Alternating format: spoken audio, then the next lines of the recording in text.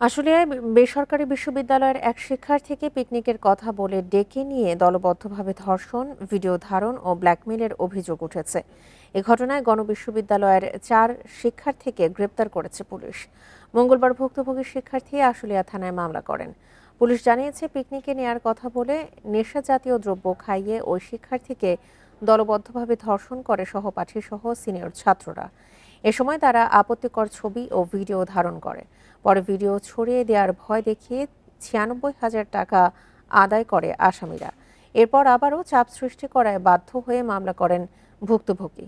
আশুলিয়া থানার ওসি আব্দুল হান্নান জানান, 4 জনের নাম উল্লেখ করে মামলা দায়েরের পর বুধবার তাদের গ্রেপ্তার করা হয়।